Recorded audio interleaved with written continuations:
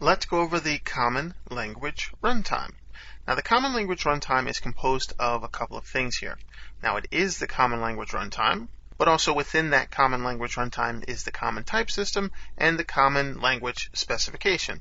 So, don't wrap your head around the little acronyms too much.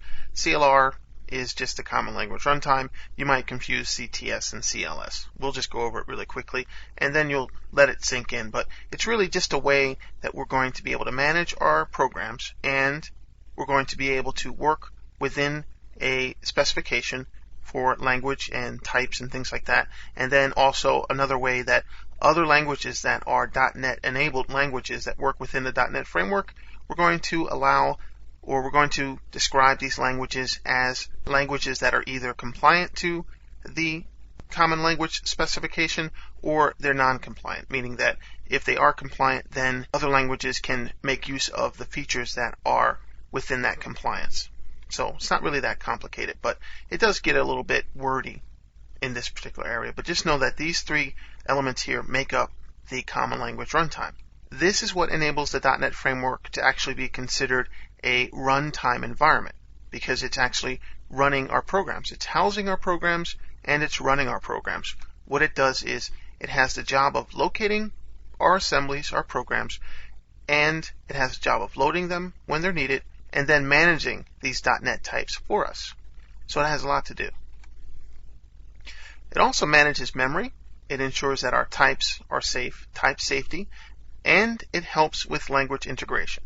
So type safety is just another way that we're saying that our types, the different objects that we work with, the different data types and things like that, that they're safely being used within memory and things like that. We'll get into that in more detail, but that's just a high level of it. So the CTS, Common Type System. This is how we describe all the possible data types and programming constructs that are supported within this CLR. This is going to handle quite a lot of metadata.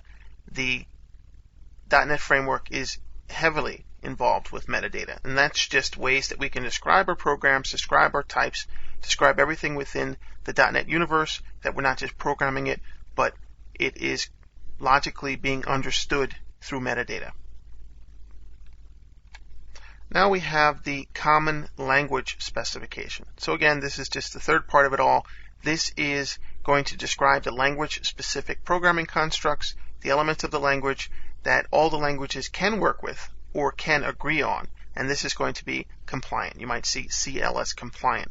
This means that if it works within CLS compliance, then these particular features of a language are going to be able to be understood and interact with other languages, because you don't necessarily need to use the same language when you're programming. You can bring different languages together, different modules of code together, and everything can interact very, very nicely.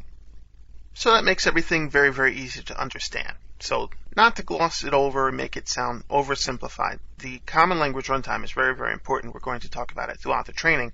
And once again, this is just going to have that primary role of locating, loading, and managing our .NET types. And this is going to help us out quite a bit.